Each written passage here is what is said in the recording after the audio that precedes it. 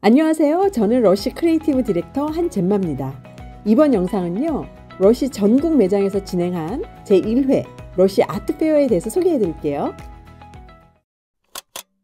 네, 지금 러쉬 아트페어와 여러분들을 함께 하고 계시는데요. 이번 러쉬 아트페어의 타이틀 주제는 예술의 편견은 없다 입니다. 이번에 러쉬 아트페어에 함께한 작가들은 발달 장애가 있는 작가분들이시죠. 발달 장애가 있지만 예술성이 뛰어난 대한민국의 대표 작가님들을, 그 지역 작가를 그 지역 러쉬 매장으로 연결을 해서 선보이고 있는 세계 최초의 팝업 아트페어다, 이렇게 명칭을 하고 있는데요. 그것은 일반 아트페어 여러분들 많이 가셨겠지만 보통 이렇게 박람회장, 대형 전시장에 갤러리들이 모여서 전시하는 방식입니다. 그런가 하면 최근에 여러분들 호텔 아트페어라고도 많이 들어보셨을 거예요. 그것은 1993년에 네덜란드 암스테르담에서 최초로 시작을 했습니다. 그리고 한국에는 2008년 첫 시도가 이루어지면서 1년에 호텔 한 군데 정도씩 하던 호텔 아트페어가 현재는 매년 거의 전국의 여러 호텔들이 동시다발적으로도 이루어지고 있지 않나, 그만큼 호텔 아트페어가 자리매김을 했습니다. 이번 2022년에 탄생한 러쉬 아트페어는요, 매장을 전시장으로 해석을 한 팝업 아트페어로 새롭게 탄생을 했습니다. 기업들이 예술가와 혹은 예술과 소통하려는 활약들이 요즘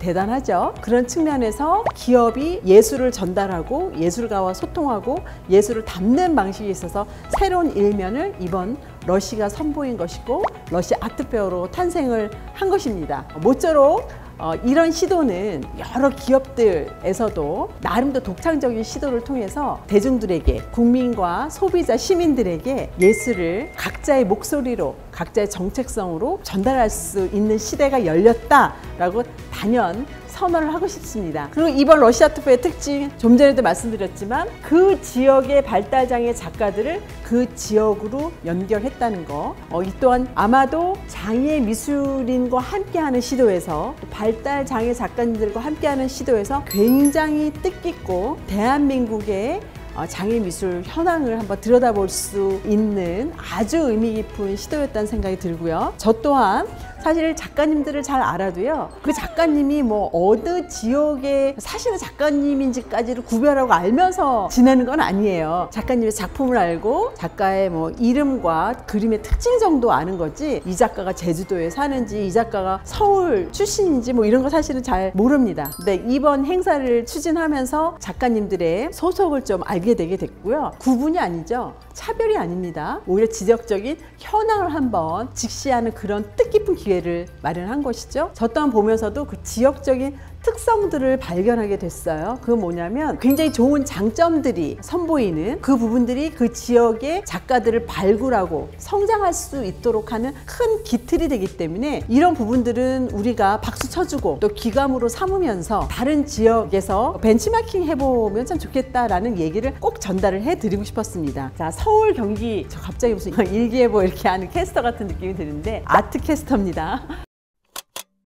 서울, 경기 작가들은요, 당연히 굉장히 대한민국에서도 작가군이 가장 많습니다. 이번에 오히려 러쉬 아트페어에 극소수만 모셔야 해서 제가 굉장히 어려움이 사실 많았고요. 어떻게 보면은 대외적인 활동이나 기회도 가장 많이 있고 대한민국의 대표 주자로 활동하는 분들이 단연 많이 있는 것이 서울, 경기입니다.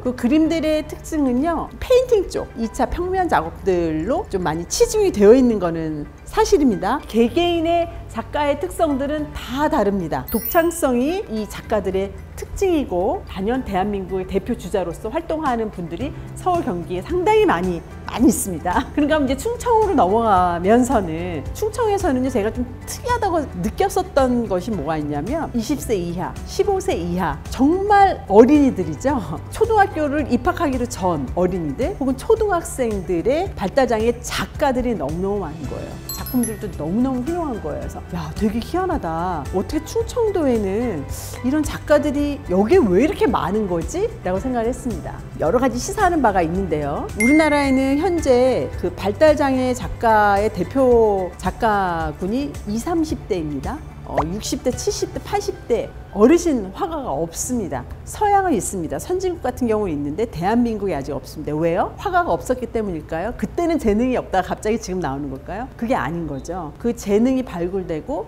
그 재능이 키워질 수 있는 시대가 못 됐던 겁니다. 그리고 지금 이 시점에 굉장히 본격적으로 그 특별한 재능을 가진 사람들이 성장하고 표현하고 이렇게 대중들에게 많은 영감을 주는 주력 인재로 성장을 하고 있는 것이죠. 충청도는 드림나무 아동청소년 발달센터라는 곳이 있더라고요. 그곳을 통해서 우리 발달장애 어린이서부터가 똑똑똑 눈을 두드리고 그곳에서 자문과, 사실 교육이라는 말이 일반 교육하고는 틀립니다. 이곳 센터에서도 얘기하는 것이 저희는 가르치는 게 없어요. 그냥 재료를 주고 이 아이들이 잘하는 것에 박수를 쳐주고 감탄을 해주는 것밖에 없어요. 근데 그것만으로 이 아이들이 신나서 그 그림을 그리고 주변으로부터 존중받으면서 그림을 그리면서 작품이 쏟아지고 있는 거예요 라고 얘기를 하더라고요. 이들은 교육기관이 있다고 해서 특정하게 가르쳐서 하는 것이 아닙니다. 우리 발달장애 작가들의 특징은 어릴 때부터 재능을 드러내는 경우가 굉장히 많고요. 그 재능은 교육에 의해서가 아니라 이미 본인들이 가지고 있고 어떤 외부의 영향에 의해서 변화하고 바뀌고 하는 친구들이 아닙니다.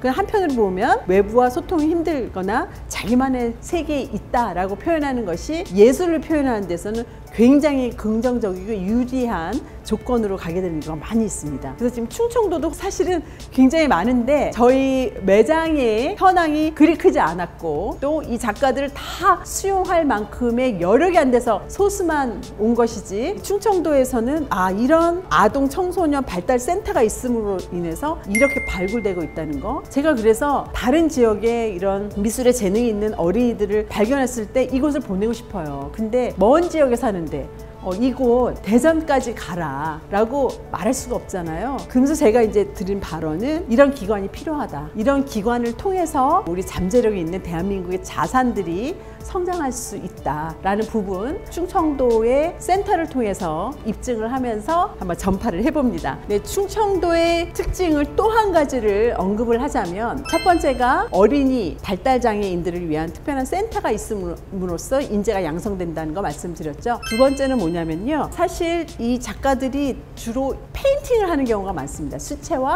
혹은 마카, 아크릴 유화인데 반해서 충청도에 있는 김병윤 작가가 민화를 그려요. 그래서 제가 보고서는 와, 우리 작가 중에 민화를 그리는 작가가 있네 라고 아주 귀하게 생각을 했습니다. 이런 작가들이 앞서서 나가줘야 우리 후배 작가들, 꿈을 꾸는 작가들이 민화에 대해서도 도전을 하고 또 한국의 민화를 이어가는, 또 그들만의 개성을 민화 장르에서도 선보이게 되는 문을 바로 김병윤 작가가 열어준다라고 아주 기대를 많이 하고 있고요. 그 모델이 바로 지금 충청도에서 선보이고 있습니다.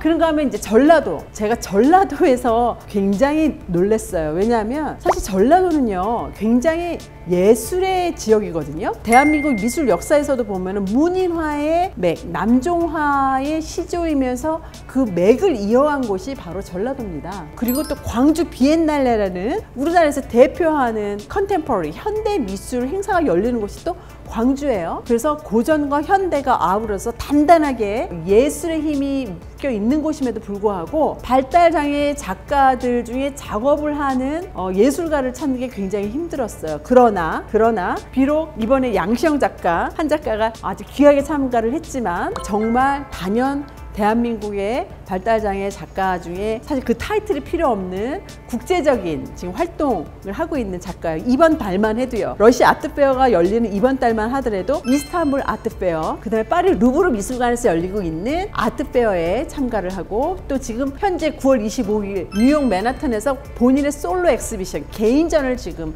개최를 했습니다. 제가 들은 소식은 이스탄불 그 아트페어에 최근 며칠 전에 지금 나갔는데 첫날 작품 모두 솔드아웃. 그리고 백호 작품이 만불, 한화로 지금 한 1,400만 원 정도 하죠. 그 작품이 지금 다 판매가 된. 근데 이 작가가 발달장애 작가고요 이렇게 소개하냐? 아닙니다. 그냥 양시영의 작가, 양시영의 굉장히 그 표현주의적인 아름다운 작품으로 많은 사람들에게 소장하고 싶은, 내 삶에 가까이 하고 싶은 작품으로 인정받으면서 국제 무대를 지금 휩쓸고 있는 대표 작가가 바로 전라도의 양시영 작가입니다.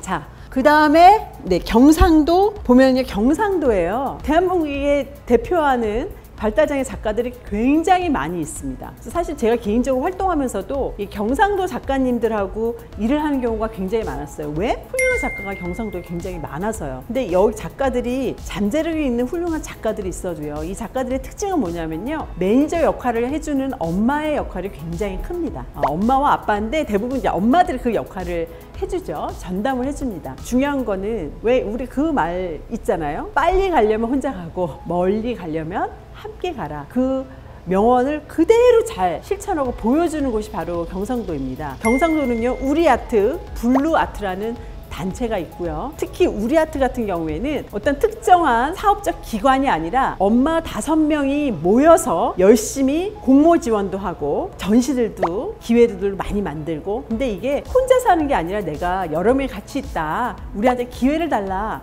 라고 얘기하는 건 굉장히 유리해지는 거거든요. 또 작가들은 그림도 좋지만 작가에게는 전시라는 부분이 굉장히 중요합니다. 전시를 통해서 자기를 발견하고 더욱 자존감을 올라가고 인정받고 성장하는 그런 기회가 되거든요. 그래서 제가 경상도의 사례는 보이면서 어머님들 보고도 혼자서 얼마나 고독하고 외롭고 힘드십니까? 주변에 있는 발달장애 작가 부모들하고 좀 뭉쳐서 가십시오 라고 하면서 항상 경상도, 부산에 있는 우리아트를 예를 들면서 말씀을 드리고 있고요. 실제로 대한민국에서는 우리아트를 너무나 잘 알고 있고 어머님들끼리도 부러워하면서 어머니들끼리 서로 교류하고 서로 협업하면서 나아가려는 아주 긍정적인 무브먼트를 제공하고 있는 쪽이 지금 경상도입니다. 그런가 하면 지금 제주도 같은 경우는요, 섬마을이죠. 그야말로 섬마을이 가지는, 그러니까 환경이 예술가에게 끼치는 영향이라 할까요? 그런 부분들이 아주 확연하게 느껴지는 곳이었습니다. 단연 바다 색깔, 바다 풍경이 그림 안에 많이 등장을 했고요.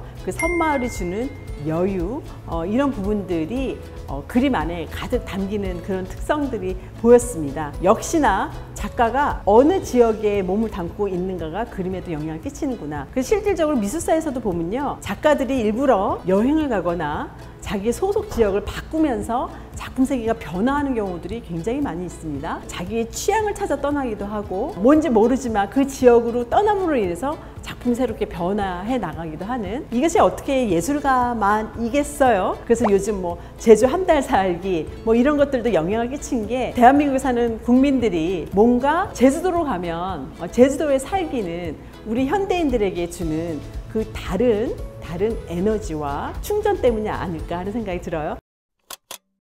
자, 그리고 나서 우리가 지금 피날레를 열리고 있는 강원도입니다. 여러분들 강원도 작가들의 또 특징들 보이셨지만, 강원은 강원도의 힘이란 말 하죠. 역시나 강원도의 힘을 그대로 느낄 수 있는 작가의 작품을 대표 작가를 통해서 만날 수가 있었고요. 또 그림일기라는 독특한 그 장르가 강원도를 통해서 발견이 됐는데요. 우리나라 대표 작가 중에 박수근 작가 여러분들 잘 아실 겁니다. 박수근 작가가 강원도 양구의 작가였고요. 그 박수근 작가의 일대기를 보더라도 어디 유학을, 보통 뭐 프랑스, 일본으로 유학가서 서양 문물, 서양화를 많이 끌어왔었던 시대에 살았지만, 오히려 박수근 작가는 유학을 갈 수 없었고 그래서 밀려 들어온 책 같은 작품을 통해서 또 밀려 들어온 유화라는 재료를 접하긴 했지만, 그 부분이 오히려 외부와 단절됨으로 인해서 자기만의 독특한 표현을 내면서 박수근이라는 아주 한국적인 정서를 내는 돌 담벼락 같은 마띠에라라고 하는데, 그리고 뭔가